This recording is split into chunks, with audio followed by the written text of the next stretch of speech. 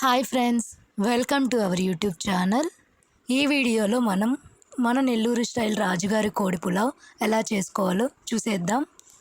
కావాల్సిన ఇంగ్రీడియంట్స్ వచ్చి తగినన్ని ఆనియన్స్ స్లైసెస్ కట్ చేసుకోవాలి, టమోటాలు, నెక్స్ట్ ఇక్కడ వీడియోలో చూపిస్తున్నట్టు ఇవన్నీ మసాలా ఇంగ్రీడియంట్స్ అండి.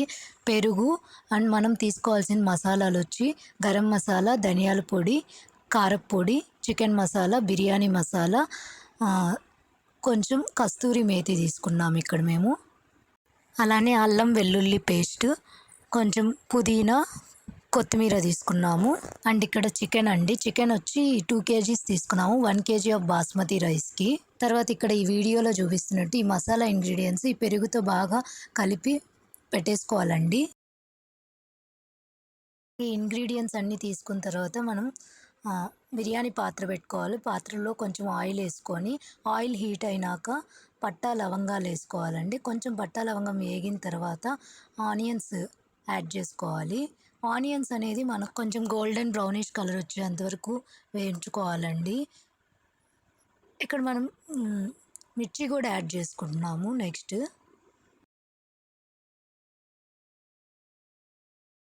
ఆనియన్స్, మిర్చి బాగా వేగిన తర్వాత టమోటాస్ యాడ్ చేసుకుంటామండి. ఇక్కడ చూడండి వీడియోలో ఆనియన్స్ ఎలా వచ్చాయో, కొంచెం గోల్డెన్ బ్రౌనిష్ కలర్లో వచ్చేసాయి కదా. టమోటాస్ కూడా బాగా మెత్తగా వేగేంతవరకు ఏం చేసుకోవాలండి. టమోటాస్, ఆనియన్స్ బాగా ఇలా వేగిపోయాయి. తర్వాత ఇక్కడ మేము అల్లం పేస్ట్ కూడా వేసుకొని కొంచెం వాటర్ వేసుకుంటా ఉన్నాము.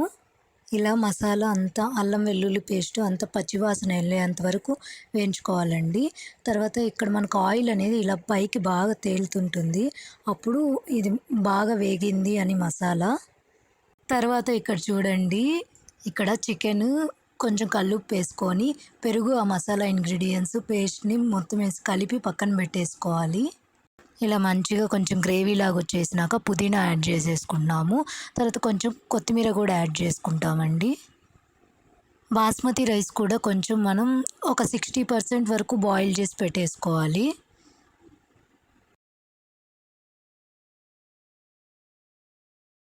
మసాలా అంతా బాగా వేగిపోయిందండి ఇక్కడ. తర్వాత మనం నెక్స్ట్ చికెన్ యాడ్ చేసేసుకోవాలి. మ్యాగ్నేట్ చేసి పెట్టుకున్నాం కదా, అది యాడ్ చేసేసుకుంటున్నాము. ఇక్కడ చికెన్ పీసెస్కి బాగా ఈ మసాలా అంతా బాగా పట్టేలాగా కలుపుకోవాలి. వీడియోలో చూపిస్తున్నట్టు ఇలా కలిపేసుకోండి. ఇలా కలిపేసుకొని ఆ తర్వాత మేము ఇక్కడ నిమ్మరసం యాడ్ చేస్తూ ఉన్నామండి. తగినన్ని వాటర్ వేసేసుకొని పాత్ర మీద ఒక మూత పెట్టేసుకోండి. ఒక 10 to 15 minutes.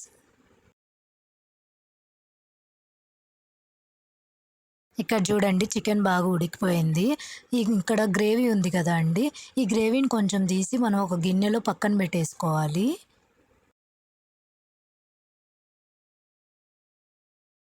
ఆ తరువాత మనం అంటే ఒక 60% బాయిల్ చేసేసుకుంటాము బాస్మతి రైస్ని.